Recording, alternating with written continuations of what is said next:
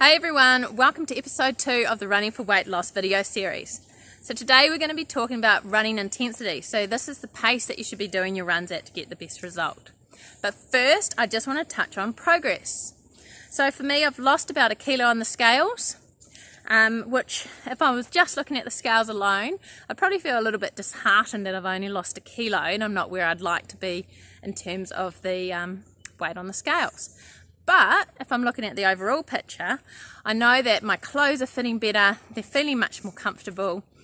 I'm losing some fat, particularly on my back, is much less spongy, so that I've actually lost, well, not more weight, but I've actually gained more fitness and more health than what the scales are telling me.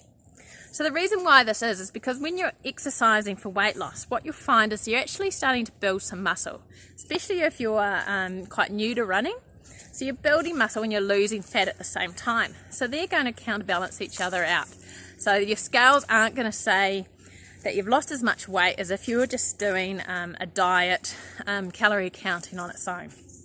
So just keep that in mind. So don't feel disheartened if you haven't lost as much weight, or even if you haven't lost any weight. Don't feel disheartened, keep running.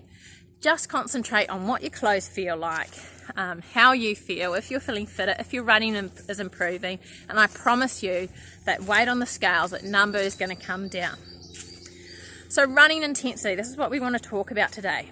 So this is the pace you're doing your runs at.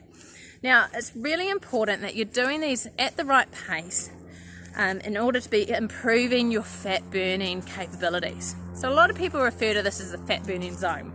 So what this zone is it means that you're training your body at the right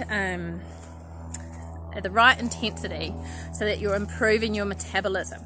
So by improving your capability of your metabolism, what you're essentially doing is allowing your body to burn more calories when you're not running. So when you're at rest, when you're doing other activities, and that's why it's really important. So yes, we will burn calories if we go and do a fast run, if we are doing sprints or running up hills, or just generally running in the wrong zone completely. But you'll burn more calories overall if you train the right way and you get this your intensity right. So how do you know that you're training at the right intensity? Well, there's a couple of methods we like to use. One, if you're training with a friend, you're able to hold a conversation with them the whole time. So you're not feeling out of breath. You're not saying to them, oh, I can't talk. I'm just too out of breath. I need to concentrate on running, because that means you're running too fast. You might even have to walk. You might have to slow right down, or you might even have to say to your friend, look, I need to slow down. You go on without me. I'll meet you at the coffee shop. So that's all fine. The second thing is, if you're running on your own, you should be able to close your mouth and breathe out of your nose entirely. So that's going to show you that you're running at the right intensity for our weight loss. So the advantage of all this is it's also the zone we want to be training in anyway. So even the best runners, they want to be training in this area about 80% of the time. So they're trying to work on improving their aerobic capacity, how far they can run for. So it's really, really important you get this right. If you're just a beginner runner, all your runs should be at this level. So everyone, me included, all my runs at the moment are all at this intensity. If you're someone that loves heart rate and you really want the numbers to be telling you how fast you should be running, your watch should be beeping if you're running too fast, I want you to check out the methadone method. I'll put a link to it in the bottom of this YouTube video that you can have a look at. So that will tell you what you need to be setting your watch at so that you're running at the right speed and pace for your own body. So there's always exceptions to this rule. I'm one of them. My heart rate is actually fairly low for the speed I need to be running at to be staying aerobic and in my right zone.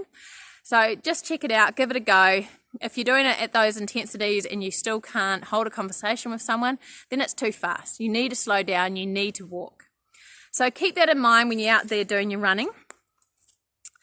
Watch those scales. Make sure that if you're not getting the improvements, you're getting the improvements somewhere else.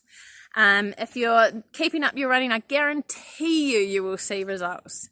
Just be running at least 3 times a week, anywhere up to 5. And yeah, you'll see those weight loss results. I've never met someone who has run regularly, stayed consistent, got into a routine and hasn't managed to lose any weight. So keep at it, enjoy it, have fun, get out there, get out on the trails like I am today, and we'll talk to you in episode 3 where we're going to go into calories and calorie counting and watching your nutrition. So we'll see you next time.